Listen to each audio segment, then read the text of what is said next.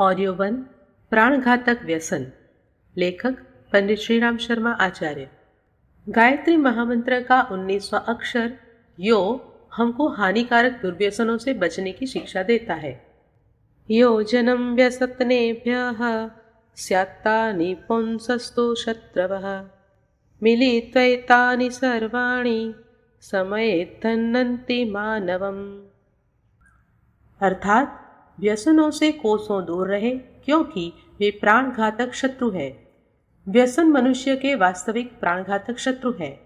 इनमें मादक पदार्थ प्रधान है। तमाकू, चाय, गांजा, चरस, भांग, अफीम, शराब आदि नशीली चीजें एक से एक बढ़कर हानिकारक है। जैसे थके हुए घोड़े को चाबुक मारकर दौड़ाते हैं, परंतु अंत में उससे घोड़े की बची खुची शक्ति भी नष्ट हो जाती है, उसी प्रकार नशा पीने से आरंभ में तो कुछ फुर्ती सी दिखलाई पड़ती है, परंतु परिणाम स्वरूप उससे रही सही शक्ति भी जाती रहती है। मादक द्रव्य सेवन करने वाला व्यक्ति दिन दिन क्षीण होते होते अकाल मृत्यु के मुख में चला जाता है।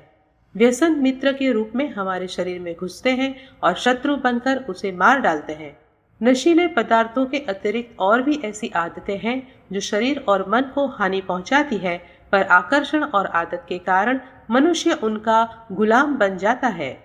सिनेमा, नाच रंग, व्यभिचार, जुआ आदि कितनी ही हानिकारक और अप्रतिष्ठाजनक आदतों में लोग फंस जाते हैं और अपना धन, समय तथा स्वास्थ्य बर्बाद कर डालते हैं। ये दुर्व्यसन कुछ थोड़े से व्यक्तियों के जीवन को ही नष्ट नहीं करते, वरन बड़े बड़े देश, राष्ट्र, जन समुदाय इनके कारण सर्वनाश के गड्ढे में गिर जाते हैं।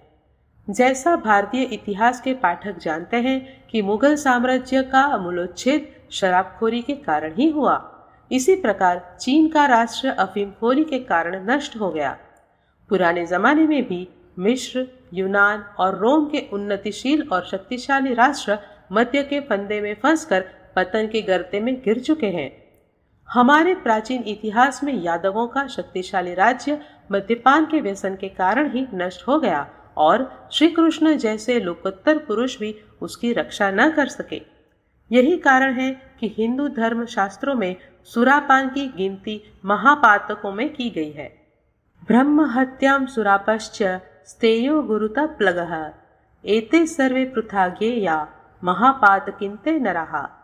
अर्थात ब्रह्मघाती, मध्यप, चोर, गुरु पत्नी में गमन करने वाला ये सभी महापातकी और निंदित है। इनका परित्याग कर देना चाहिए। मदिरा प्रकृति के प्रतिकूल है।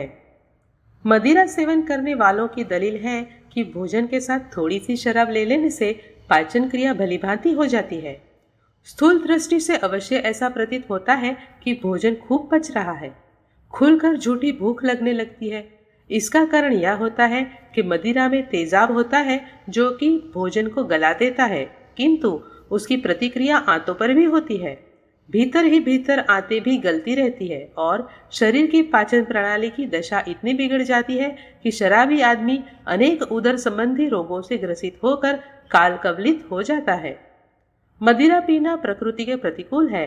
जब मदिरा का प्याला हाथ में लेकर मुख के समीप लाते हैं तो उसकी बू दिमाग में पहुंचते ही त्वचा में सिकुड़न आ जाती है, आंखें भी बंद हो जाती है, परंतु मनुष्य उसे प्रकृति के प्रतिकूल जबरदस्ती पी जाता है।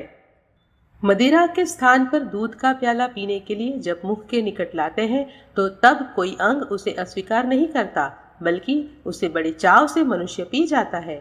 मदिरा का सेवन करने पर शरीर का प्रत्येक अंग उस समय चेतना शून्य सा होने लगता है। बुद्धि, निर्णय शक्ति, आत्मसंयम, इच्छा शक्ति, सदा सद्विवेक, न्यायान्याय की भावना, कर्तव्य, प्रेम, करुणा, स्वार्थ त्याग नष्ट हो जाते हैं।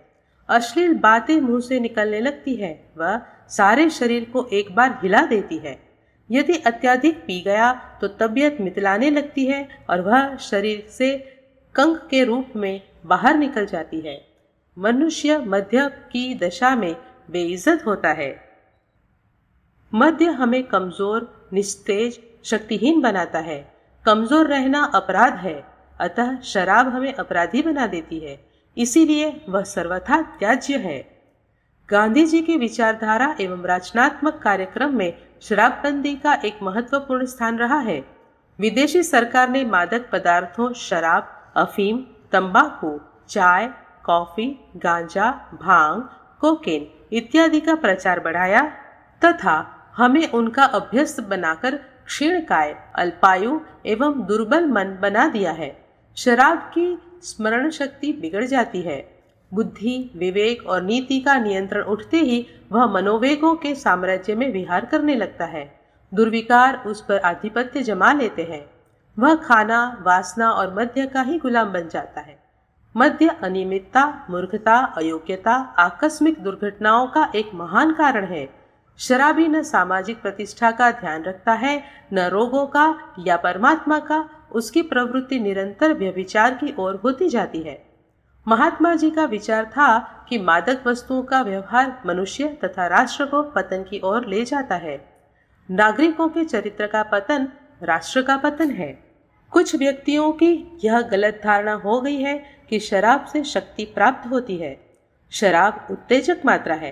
पीने के कुछ काल तक इससे हमारी पूर्व संचित शक्ति एकत्रित होकर उद्दीप्त मात्र होती है, नई शक्ति नहीं आती।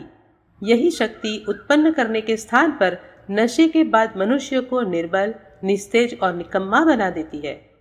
आदत पड़ने पर इसकी उत्तेजना के बिना कार्य में तबीयत नहीं लगती। गरीब भारत का इतना रुपया इसमें व्यय हो जाता है कि पौष्टिक भोजन, दूध, फल इत्यादि के लिए कुछ शेष नहीं बचता। जो व्यक्ति उत्तेजक पदार्थों से शक्ति प्राप्ति की आशा रखता है, वह कृत्रिम माया की मरीचिका में निवास करता है। स्वाभाविक प्राकृतिक शक्ति ही मनुष्य की वास्तविक पूंजी हो सकती है। वस्तुतः शराब से शक्ति प्राप्ति की धारणा भ्रांति मूलक है। पाश्चात्य देशों में अत्यधिक ठंड के कारण शराब का प्रचलन शुरू हुआ है, किंतु वे लोग यह समझने लगे हैं कि मदिरा से मानसिक शक्ति को सहायता प्राप्त होती है, कल्पना स्वच्छंदता पूर्वक कार्य करने लगती है, भावनाएं और नव योजनाएं स्फुरित होने लगती है, विचार कोमल, सूक्ष्म और महत्वपूर्ण हो जाते हैं। ये बातें भ्रांति मूलक है। मदिरा की उत्तेजना में सही विचार कैसे संभव है? मदिरा से तर्क, विवेक, बुद्धि संयत भाव से निज कार्य शुद्ध रूप में कैसे कर सकते हैं? मदिरा तमोगुणी है, कई शक्ति का क्षय करती है, प्रतिष्ठा कीर्ति का नाश कर पतन और व्यभिचार की ओर प्रवृत्त करती है। फिर यह कैसे संभव है कि यह उच्च भावनाएं या सूक्ष्म कल्पनाएं सही विचार प्रदान कर सके?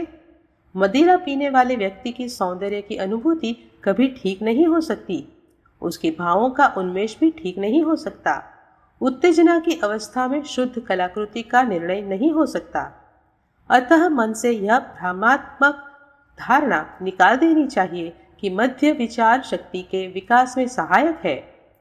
इसके विपरीत शराब से उल्टे मनुष्य की रचनात्मक शक्तियों जैसे कल्पना, भावना, विचार दृढ़ता, निश्चय, काव्य प्रतिभा, मानसिक संतुलन, विवेक, तर्क, शांति का ह्रास होता है।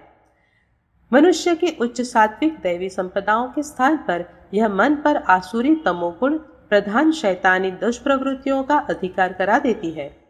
उसमें आत्मनिरीक्षण, संयम, आत्मनियंत्रण, गंभीर कार्य करने की शक्तियां नहीं रहती। शराब के नशे की अवस्था में किया गया कार्य मन शांति की अवस्था में किए गए कार्य से निम्न कोटि का होता है। तंबाकू का हानिकारक प्रभाव। तंबाकू का प्रचार इन दिनों बेहद बढ़ गया है। पुराने जमाने में इसे कभी कभी औषधि के रूप में काम में लाया जाता था, पर इधर कुछ 100 वर्षों से इसने एक बहुत बड़े दुर्व्यसन का रूप धारण कर लिया है। बच्चे से लेकर वृद्ध तक बीड़ी, सिगरेट मुंह से लगाए देखे जाते हैं और स्त्रियां तक इससे नहीं बची हैं। इसके जहरीले धुएं से मनुष्य निर्बल, आलसी, विलासी और उत्तेजक स्वभाव का बनता है। तंबाकू का अधिक सेवन करने वालों को क्षय रोग, हृदय रोग, उदर रोग, नेत्रों की खराबी, नपुंसकता, पागलपन आदि तरह तरह की बीमारियां उत्पन्न हो जाती है। विलायत के बड़े बड़े डॉक्टरों ने खोज करके बतलाया है कि महाभयानक कैंसर रोग का एक बड़ा कारण धूम्रपान ही होता है। तंबाकू में एक महाभयंकर विष पाया जाता है जिसे निकोटीन कहते हैं।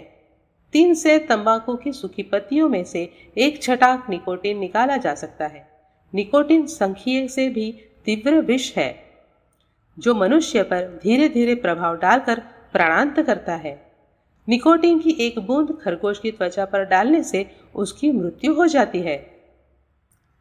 चीन में आत्महत्या करने का यह एक सुगम साधन बन गया था।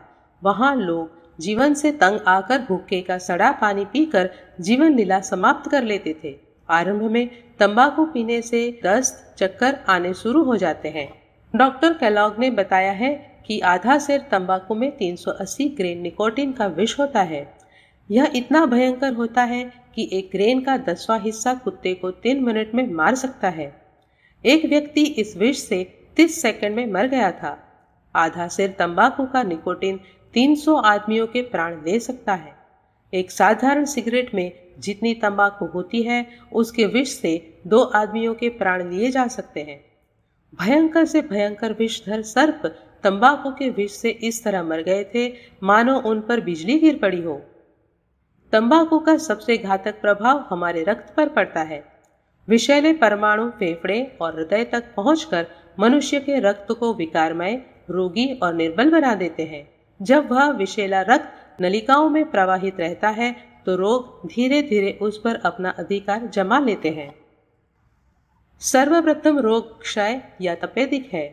तपेदिक का कारण दूषित वायु है। सिगरेट, हुक्का या बीड़ी का दूषित धुआं जब पुनः पुनः श्वासोच्छ्वास द्वारा अंदर पहुंचता है तो इसका विषैला प्रभाव हमारी जीवनी शक्ति पर पड़ता है। अधिक धूम्रपान करने वालों के फेफड़े सड़ जाते हैं। तंबाकू मस्तिष्क को निष्क्रिय करता है। हृदय रोग तंबाकू की विशेष देन है। इसका विष हमारे फेफड़ों और हृदय पर आक्रमण किया करता है। तंबाकू के विष के प्रभाव से हृदय की आवरणात्मक त्वचा सुन्न पड़ जाती है और हृदय की गति को विषम बना देती है।